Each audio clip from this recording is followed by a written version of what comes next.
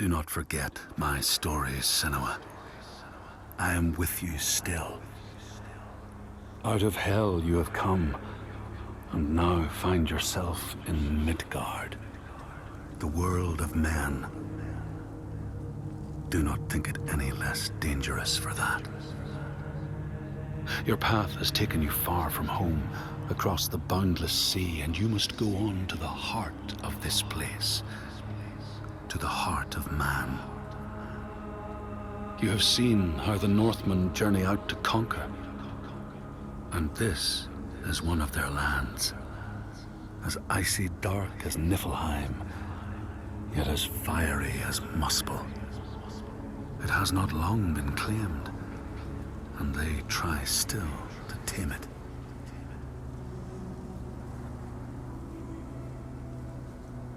The Skald's verse speaks of a man called Grettir the Strong. A strange and bloody life he led. And it happened in this land you have come to. Listen to his story, Senua, for it may in some small way illuminate your own.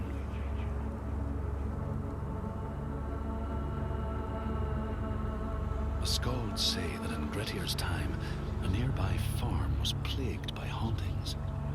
A shepherd called Glamour was killed by some evil force, found dead in the snow, bloated and black. His body could not be taken to burial, because he was held fast to the ground. So it was left. 3 days after his death, the body was missing.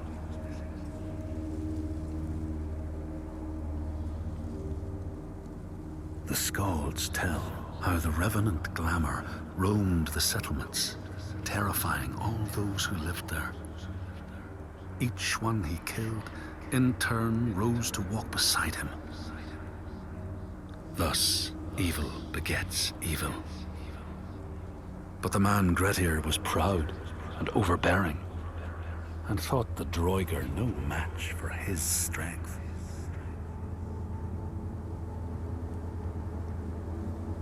The Skalds say that Grettir fought and killed the Droiger Glamour, but not before Glamour had cursed him. His strength would be turned against him, his deeds bring death and exile, and he would be always before Grettir's eyes, making him afraid to be alone. He saw all sorts of phantoms wherever he looked, and thus people who see things that aren't there are said to have Glamour's eyes.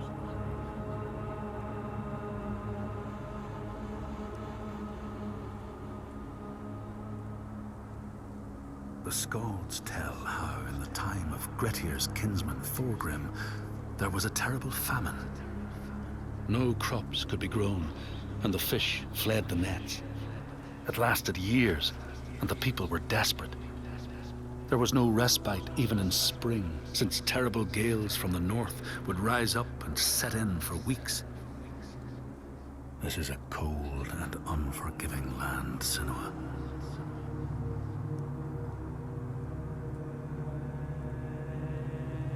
In the time of famine, at the place known as Rifskar, Thorgrim found a huge finback whale, beached and dead. His neighbor, Thorfinn, had already found it and was in the process of flensing it. But Thorgrim claimed it as his own.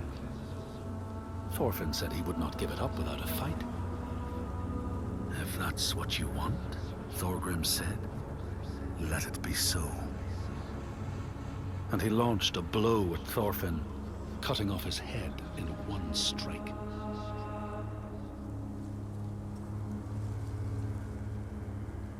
The Skalds say that the neighbors fought, armed only with the knives and axes they had brought to cut up the whale, even picking out the whale ribs to beat down their enemies. Thorgrim's men had loaded their boats with whale meat, but as they went to leave, one of their opponents struck Thorgrim's brother a fatal blow. And this is how hunger fates desperate men to come to blows, striking out against one another to survive.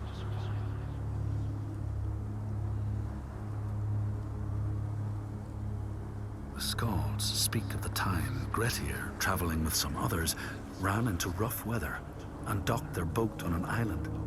They had not brought fire with them, and the merchants complained bitterly. Seeing a great fire blazing on the other side of the strait, Grettir said he would swim over to fetch it. He took off his clothes and struck out across the water, wearing nothing but a cloak.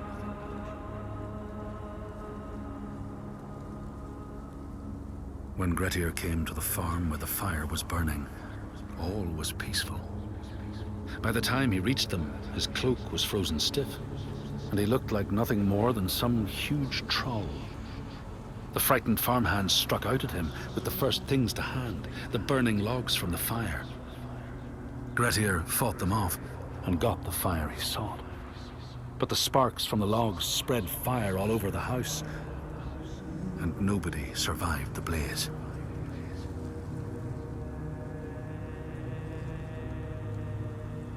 The Skalds say that Grettir swam back across the strait, keeping the fire safe from the water. His friends applauded Grettir's bravery, but when word spread about the massacre at the farm, people took against Grettir. Nobody wanted anything to do with him, and when the news reached the Althing in the summer, Grettir was pronounced an outlaw. All doors would hence be shut to him.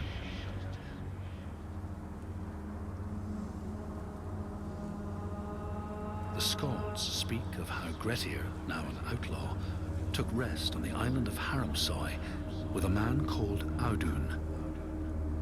Grettir saw a great yellow glow like a fire rising from the ground. Audun told him it was coming from the burial mound of Kar the Old, who ever since he died had haunted the island, and warned him to stay away.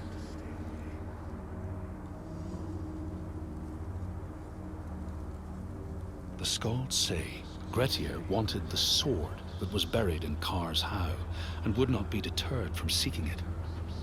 He broke the mound open and started digging until he reached the timber props. By this time it was night. Audun warned him again not to continue, but Grettir threw down a rope and went inside the mound. No light penetrated it, and it reeked of death. But he persisted in exploring.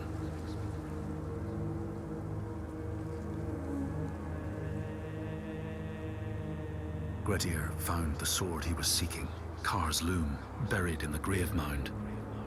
He went to leave, but before he could reach the rope, something grabbed him from behind, and Grettir realized the mound dweller would not let his treasure go.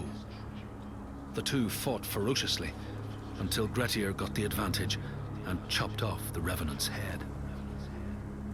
But Kar's loom would prove his undoing, fated to be the sword that killed him.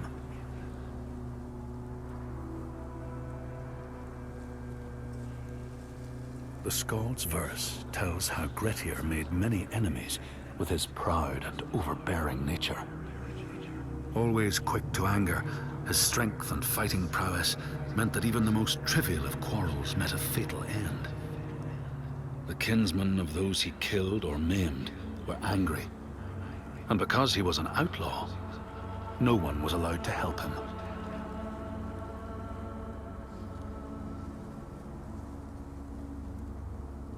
The outlaw Grettir fled to the island of Drangi. His enemies knew he was there, but he was still so strong and fierce, nobody could shift him. Thorbjorn, first among his foe, sent his foster mother to see Grettir. She was a Seithkona, and very wily. She enchanted a tree branch and sent it to wash up on Drangi. Grettir tried to cut it up for firewood, but his axe flew back and struck him in the leg. The wound blackened and festered, and Grettir feared his time was close.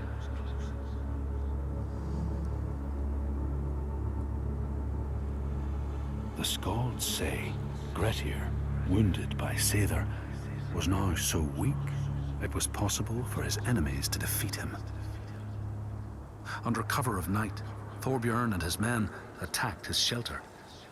They tried to disarm him, But he clung so firmly to his sword, Kar's loom, that they had to cut off his arm to get it free. Then they used his sword to cut off his head, and the land's mightiest outlaw was dead.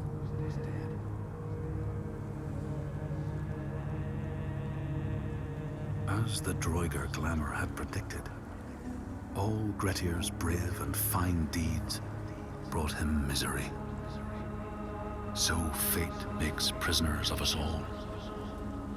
But it was Grettir's nature that made him fight the Droigar, and Grettir's nature that led to blood feud and exile. So what is truly our prison, Senua? Is our path ordained, and we powerless to change it? Or do we blame uncertain powers for what we ourselves ordain?